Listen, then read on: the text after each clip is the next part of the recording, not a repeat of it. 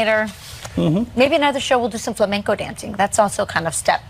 Probably next weekend. We've done it all. I feel like we've done all that. We've done Irish dancing. Have we not done flamenco? No, we have not done flamenco. What did we do with the... We did something. Salsa. Oh, yeah, we did salsa. salsa. Oh, that was intense.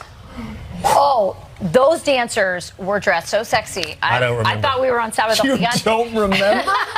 I don't believe that. I don't believe that. Yeah. Oh, boy. Anyway, President Biden back in the United States this morning after wrapping up his 4-day trip to Ireland. No reports of step dancing. No, or falling. And before he left, he got a rock star welcome ahead of a speech last night. Check this out.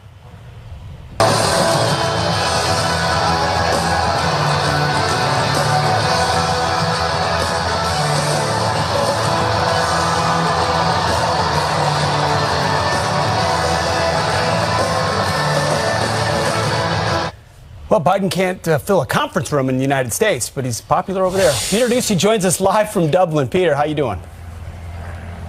And if you would have played that just for 10 seconds longer, you would have seen President Biden Irish step dancing.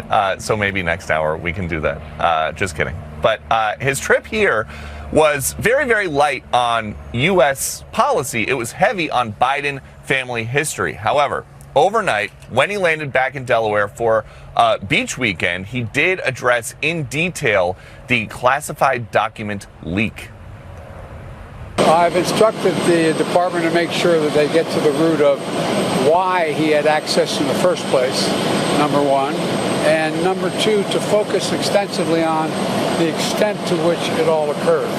And that's going on right now. I have nothing to report beyond what's already been reported.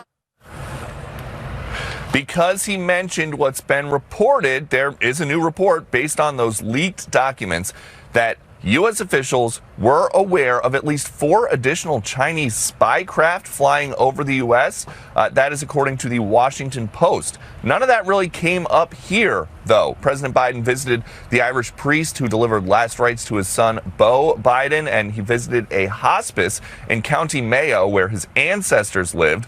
Politico's comment about the way the trip went reads like this: a major question has hung over Biden's trip to Ireland. Would he stay forever? And there was a comment President Biden made while he was boarding Air Force One that his decision to run for re-election will be announced imminently. But that kind of conflicts with something else that he said while he was on the ground here in Ireland, which is that he is at the end of his career, not at the beginning. Back to you. All right. Thank you for that, Peter. I guess Jill Biden didn't confirm those guys. She didn't approve Well, she of those wasn't comments. along on the trip, Yeah. so you can't make any final she's decisions. definitely ready for him to run. But he said some very conflicting things, which happens when you're a little confused. He told a bunch of little kids that the key to success is nobody getting COVID. Right. Is that right? It was insightful. Deep thoughts. Deep thoughts by Joe Biden. And we also learned now that intel agencies under the previous administration knew about these Chinese spy craft, which we shouldn't call them balloons. It's cartoonish, makes people think it's insignificant. It's not.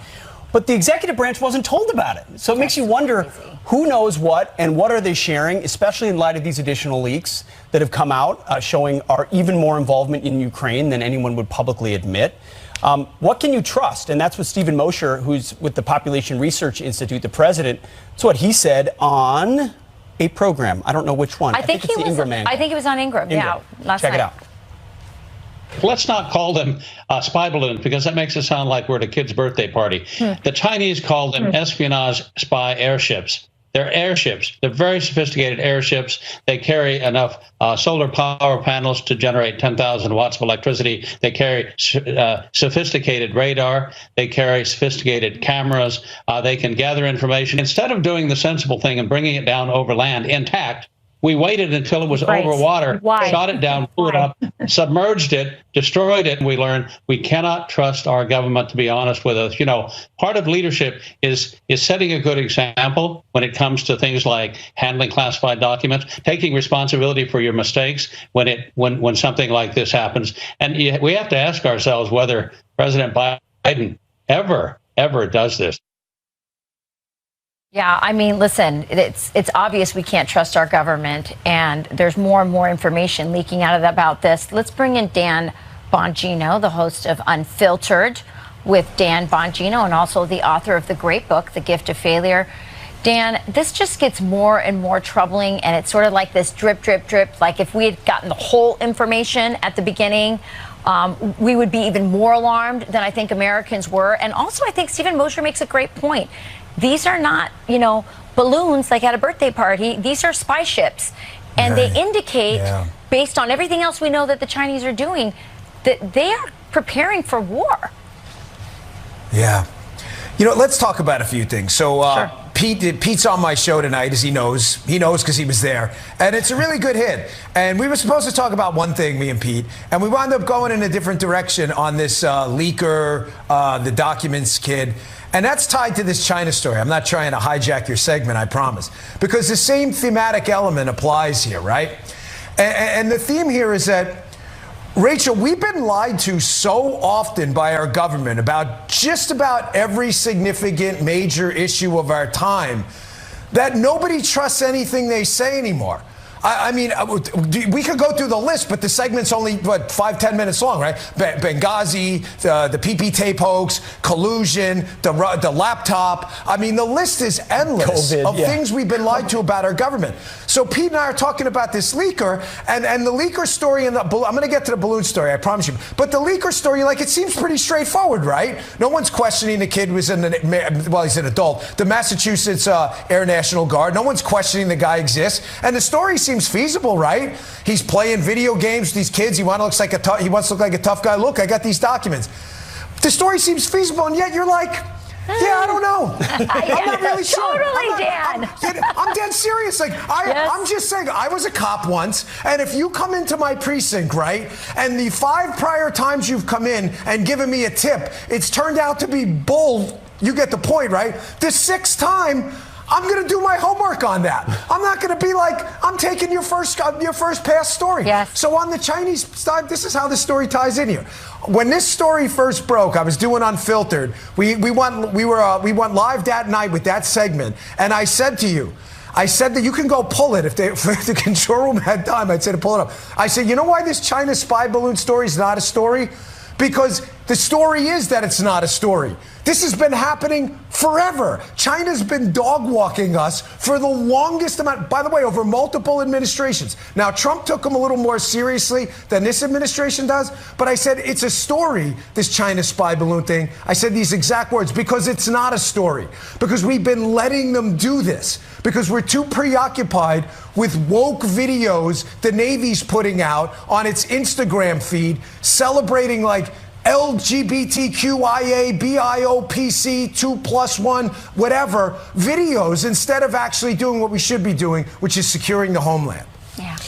Dan, I'm just sitting here listening to you thinking, you're absolutely right about the fact that we've been lied to so often that no one has earned the goodwill of granting them trust. Yes. But Dan, you know what, as I was listening to you talk, I was thinking, that actually applies retrospectively as well, right? Like what this reveals to me is how long and throughout American history have we been manipulated, or has our information been cultivated to have a certain view? I mean, I'm talking about decades, Dan, going back. Yes. And then what I ask myself is, how does it go going forward? Because we're now in the information age. You can't control 3 newspapers and control the way the American people think anymore. You have to control the internet. And good luck with that. If this kid is just a kid who was an Air National Guardsman, good luck controlling the propaganda machine going forward. But isn't that what this is about, Dan? Because this could lead to the Restrict Act. Yes, exactly. Don't you find it awfully coincidental that the Restrict Act, which would enable basically Biden's cabinet to for the first time in American history, basically formally censor Americans online, that thing goes down in flames. It's losing support. And then all of a sudden, wow, look what pops on a Discord channel. We got to regulate Discord and social media. Again, I'm not a conspiracy theory guy because I ran out of conspiracy theories. They all came true, every single one of them. I'm just saying, like Will just said, they haven't earned our trust. But Will, to answer your question, I want you to keep something in mind. I come from the law enforcement space, not the intel arena. Right. But I was in a unique job because we consume volumes of intelligence overseas to make sure the president doesn't get killed. CIA, everybody feeds us stuff, so we read their product. But we're black and white. The Secret Service's mission's clear. The president gets home safe, that's it. And if he gets home safe, you win. The intel community doesn't work like that. The intel community works on a probability continuum. I'm 90% sure bin Laden's at Abbottabad. If he's not in Abbottabad and Navy SEALs get killed, your career is over. It's a high-stress job. Now, follow me here. That's why I never take these stories leaking from the intel community at first pass. Because what you see in the intel community is a lot of them, the political ones. There's a lot of patriots out there, but the political ones have been dog-walking us too. They go to suckers in the media, Natasha Bertrand, Ken Delanian, all of these mouthpieces for the intel community. And if that probability guy who said there's a 51% chance that's not a Chinese spy balloon, if that guy thinks he can manipulate the media to get his narrative out there to make him look better, he's going to do it. And suckers in the media fall for it every time. And that's the problem where we are right now. The intel community is always going to do that. You're always going to have some bad actors. You're going to have patriots too. The problem is if we had an honest media, they would hold them in check. And outside of Greenwald and Taibbi and maybe a handful of others who are not conservatives, by the way, absolutely none of them will hold these people to account. And that's why we're going to get dog walked again by these people. That's a great point.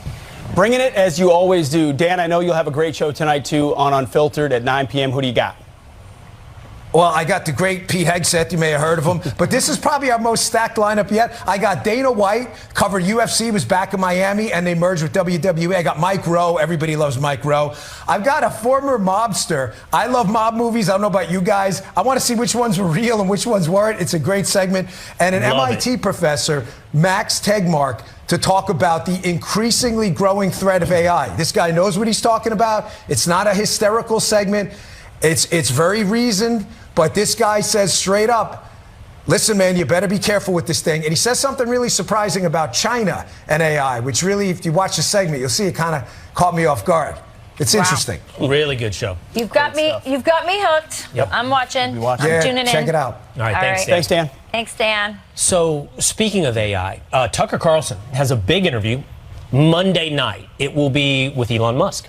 Yes. Big sit-down interview. And Elon, we're getting a little bit of a preview of this. Elon says, on the topic of AI, he thinks it has the potential to destroy civilization. Watch. AI is more dangerous than, say, mismanaged aircraft design or production maintenance or bad car production, in the sense that it has the potential, however small one may regard that probability, but it is non-trivial. It has the potential of civilizational destruction. Civilizational destruction. I don't think he's saying that lightly either, and he's saying that with eons more insight into AI than any of us have, the potential and what it could unlock. And of course, anything humans create, even if you're attempting to create it for good, will be used for ill as well. Like, bad actors are going to take nuclear weapons as an example. You build one to end World War II. You think you can constrict the technology. Now North Korea has one, Iran will have one, and terrorist groups want one. It's going to happen with AI, too. Yeah, it's interesting. We talked on another show about AI ethicists. There aren't enough. They're trying to actually churn them out now. But then that even presents a problem because the ethicists are hired by the companies who need to say they have an ethicist, but then they're sort of bought by the company. So are we really getting the true ethics and debate that we need around this technology? Mark Meredith talks a little bit about this. This was staggering. Yeah, this was interesting. It's deep brain AI where people can pay to bring loved ones back from the dead. Watch. We're moving into this new world. It's like transhumanism. Who is going to put the brakes on so much of this stuff? And how do we return to what's How is that not authentic? devastating? I know. You know what I mean? Like, then what does your non-daughter, artificial daughter say back to you? And then it's not really what your daughter would have said. And then you know it's all artificial because it is artificial. Crazy.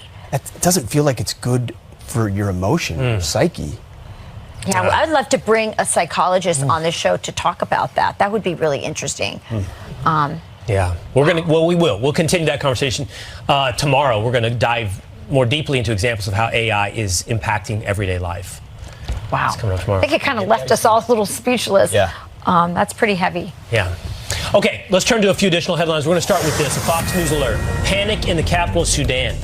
The African nation's army scrambling fighter jets as it battles powerful militias trying to overthrow the military-led government. U.S. embassy staffers and the U.S. ambassador to Sudan are reportedly sheltering in place as the two sides fight for control of key sites. Secretary of State Anthony Blinken sharing his concern moments ago, urging an immediate end to the violence. Pro-abortion activists set to hold rallies in D.C. and big cities across the country today. This after the Supreme Court agrees to temporarily halt the restrictions on the nation's most widely used abortion pill.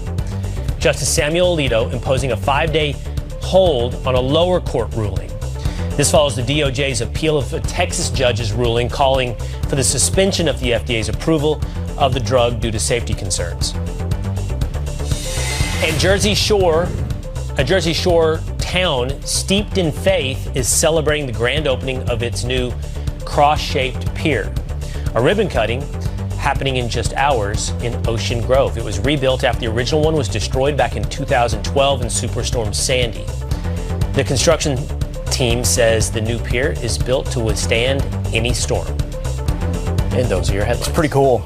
To withstand any storm, just like faith in Christ, right? Absolutely right. And apparently I didn't know about Ocean Grove until recently. It's founded as a Christian town. Oh. It's a part of its history. This was all privately funded. They've stood up and said, of course, this is a good thing, a public symbol we want to celebrate. Really neat part of their history. That is beautiful. Yeah. Awesome. Well, we have a big show coming up tomorrow. Appropriate speech and submit biannual reports on how they enforce it or face $15,000 a day in fines. Here with more is Babylon Bee CEO Seth Dillon. Seth, great to see you this morning. Talk to me about this. So, a censorship bill, right? I'm just going to play devil's advocate for a moment. I wouldn't mind somebody trying to define for me what is inappropriate speech. Can we just lay it out instead of ad hocing this along the way? I don't know what California can do about it. Tell me how it's an infringement upon free speech.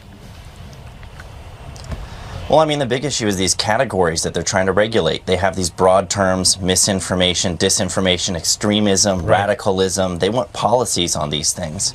And what we've learned from the past, and we've experienced this ourselves firsthand, is they get misinformation wrong. They called satire misinformation. They called the Hunter Biden laptop story misinformation. They constantly get misinformation wrong. So defining that and saying they're going to take it down is very difficult. The reason it's a problem for speech is because our knowledge changes over time. We have all these examples of times where they thought they had it right, they censored people based on the facts, and then the facts changed. And so the way to foster free speech in the public square is to... Absolutely right. And the definitions are the key. The definitions are malleable to whatever the political movement or the power is at that given time. What is hate speech? What is disinformation? What is inappropriate? So you've sued the California AG. That's, I'm sure, under the banner of the First Amendment. Tell me about the lawsuit. What are the... Tell me about your prospects as far as you can tell. Well, the purpose of the lawsuit, this bill doesn't impact us directly in the sense that it's applied to social media companies. So the bill is targeted at Facebook, it's targeted at Twitter, it's targeted at YouTube and Reddit and platforms like that. And what it's trying to do is get them to enforce these policies. They call it a transparency bill, but really it's about censorship. And they say this themselves. Newsom is on record saying that the purpose of this bill is to protect people from hate speech, disinformation, hateful conduct, stuff like that. So that's what their stated purpose of the bill is, and what they're requiring these companies to do is have these policies, engage in all this enforcement, document all their enforcement, report it to the state. The state wants to be able to say, hey, look, these guys aren't doing enough to censor. They want more censorship, not less.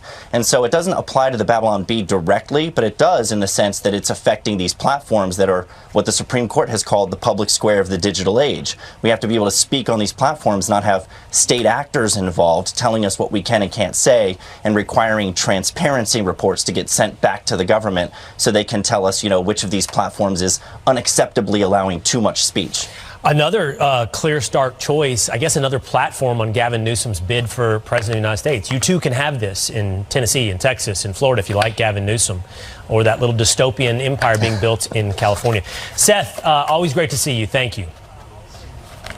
Great to see you. Thanks. All right, still ahead, the Department of Justice charges 28 cartel members over... Alexandria Hoff joins us live with the latest. Alexandria, good morning. Good morning, Rachel. Yeah, that answers some questions, but there are still more. And investigators used text messages between the victim and the suspect's sister to piece together this violent crime. They're also relying heavily on an unnamed witness. According to prosecutors, fellow tech entrepreneur Nima Momini had the direct and clear intent to kill Cash App founder Bill Lee, who was found on the street in San Francisco with multiple stab wounds early on the morning of April 4th. Police say that Lee had been out with a group the night before, which included Momini's sister, Kazar. Now, that witness told investigators that it's unclear if Lee and the married Kazar had a relationship, but they added that they heard Momini grill Lee about whether his sister was, quote, doing drugs or anything inappropriate. Court documents also highlight one text exchange where Kazar told Lee her brother came down way hard on him and that he handled himself with class. So on the night of the killing, police obtained surveillance video from the building where Kazar lives. It showed Lee and Momini leaving together by car around 2 a.m. Bill Lee was then seen staggering, injured by 2:30 a.m. with wounds to his hip and chest, including one that pierced his heart. Family has so far not clarified how these men had originally known each other. Momini entered a no plea yesterday, as a matter of fact. He's due back in court on April 25th, and he is expected to be held without bond. Well, Pete. Thank you. Thank you, Alexander. Well, the U.S. is assessing the damage of one of the most significant intel leaks in American history. But how does it compare to past breaches? And what can we learn from the impact those had on U.S. policy? Let's go off the wall to find out.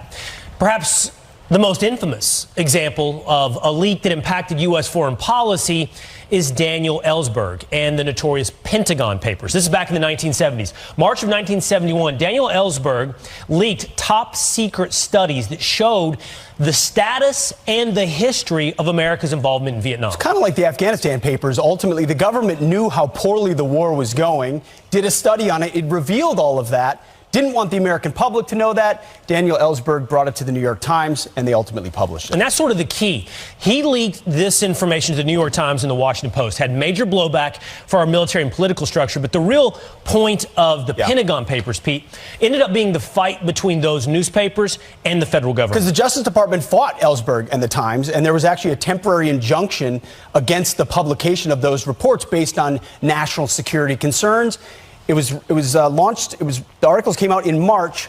By June, there was a Supreme Court ruling which came down on the side of free press. 6-3 in the Supreme Court said the Times and others could continue publishing the reports, which were coming out in chunks because there was so much information. Ellsberg probably considers himself a self-styled do-gooder. That's different than the next two gentlemen we want to introduce you to. Yes. First of all, Robert Hansen. This dates back to the 1970s. He joined the FBI. Throughout the 1980s, Hansen sold American secrets to the Soviet Union. For 25 years. He worked with the Soviets, spied on the U.S. government, information about nuclear war, weapons technologies, military plans. Remember, this is the heart of the Cold War. There's, I believe, even a movie made about what he did in spying for the Russians here on American soil. The DOJ recommended a specialized unit dedicated to determining how the FBI ended up being penetrated. Well, they then were followed, actually preceded by a breach inside the CIA. Aldrich Ames, you may have heard of him as well, also notorious, a 31-year veteran of the CIA. He as well sold secrets to the KGB. Yep, and he got paid for the information he gave to the KGB. I mean, if you're doing this for 31 years, you've got you're hiding every single aspect of the operation. The other guy, the previous gentleman we talked about, was caught during a drop. He was doing a drop in a park in Virginia. The feds were surveilling it, and he was arrested there. In this case, for Aldrich, it was the money that he accumulated. So he got, ultimately, the folks in the CIA are going, wait, how do you have this much independent wealth on the outside? Turns out it was payments from the Russians for information. Okay, so as I mentioned, Ames and Hansen, spies, simple spies. What is the question where Ellsberg considers himself a do-gooder? That model has been followed as well, perhaps most famously by Edward Snowden. Edward Snowden leaked information in 2013 about the U.S. surveillance mechanism put in place after 9/11 that not only spied on foreign adversaries, but on American citizens. Yeah, I mean, he was raising privacy concerns following the Patriot Act and 9/11. He worked with Glenn Greenwald. They published it in The Guardian. And ultimately, it showed the breadth of what the federal government was willing to do. Yes, surveilling, it was, I think, 38 foreign embassies and other locations where we had. So, again, those operations are exposed. And those agents doing that work are exposed. But it was also about the surveillance on the American people being used by the federal government that made this so powerful. Snowden today is in Russia. And as a result of this leak, I mean, there's an ongoing conversation, which we always have, about privacy and our digital footprint. Who's watching? Yeah, and one of the things coming out of this, of Jack the Dripper, who brought all this about, is what do you do about it? In the two spy cases, they're following the money more closely. They're following the contacts on the outside more closely. It's not clear what will happen as the consequence of this one. Right, and what lessons we can learn from Snowden and, for example, as well, Chelsea Manning, formerly Bradley Manning, who took classified documents, and this time it was about the war in Iraq, to give information. It actually was very dangerous information. I know you can probably attest to this. I mean, there were 400,000 reports or logs on the ground that were revealed through WikiLeaks on this. And it did, I mean, the war was already unpopular in 2010, but this highlighted a lot of civilian deaths that had occurred at the hands of coalition forces. Also, the detention at Abu Ghraib, so similar to the Pentagon Papers, sort of in a WikiLeaks style, where he's trying to, in an anti-war way, show what was happening on the ground. Those of us who were there had obviously some different feelings about how it had been conducted, but Bradley Manning certainly got a lot of people's attention. As has been mentioned, when it comes to Jack Teixeira, Jack the Dripper OG, on his Thug Shaker Central group on Discord, he's been charged under the Espionage Act, as was Manning. His sentence was commuted by Obama in 2017. So these guys, by the way, Manning and Snowden, leakers, in Manning's case, prosecuted under the Espionage Act. Snowden's still at large. That gives you some insight to what could happen to Jack Teixeira. Yeah. So you've got anti-war with the Pentagon Papers. You've got two spies, so you know their motivations of supporting the Russians and financial enrichment. Then you've got sort of surveillance state in the motivations of Edward Snowden. And then again, anti-war here with Manning. The question is, with Jack Teixeira, what was the motive? Was it really just being cool in a chat room? Or are we going to learn more here that he had political motives ultimately to sink something or elevate something else? Not just what the motive was, but what will be the impact on our policy and our lives going forward? What does it reveal? That's the question on all of these guys. What does it reveal about our relationships and our daily life when it comes to the government? And that conversation is one that will continue when it comes to Jack Teixeira. All right, Rachel, over to you. Great stuff, you guys.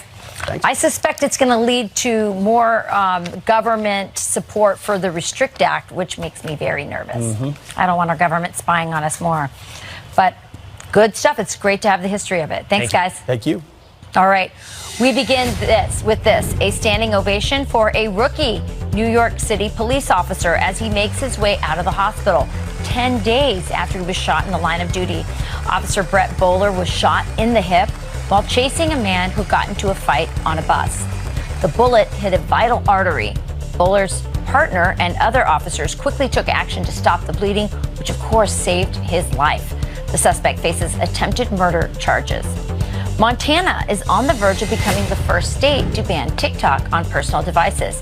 State lawmakers passed a bill yesterday that now heads to Governor Greg Gianforte's desk. The Chinese-owned app is already banned on state-issued devices due to security concerns. TikTok released this statement saying, quote, "We will continue to fight for TikTok users and creators in Montana whose livelihoods and First Amendment rights are take on the Brooklyn Nets." And those are your headlines. Let's turn now to our friend and Chief Meteorologist Rick Reichmuth for our Fox weather forecast. Rick? Good morning. It is beautiful out. The summer-like temperatures are gone for almost everybody. Not true. Still across parts of the south. Everybody in the Northeast cooling down a little bit. Take a look at the weather maps. Show you what's going on. Temps have cooled. Places like Boston up towards Providence, New York at 65. Chicago, you're still at 66. And the Southeast, you're going to have another hot day today. We do have some storms to watch. One area right across parts of Missouri this morning. See that snow falling back to the west of it. This storm is going to bring some more snow back up across parts of the northern plains by tomorrow, where you were around 90 degrees a few days ago. Now the snow is back. Sorry, it'll be short-lived. Then we'll get some warm temperatures coming back. All right, back to you inside.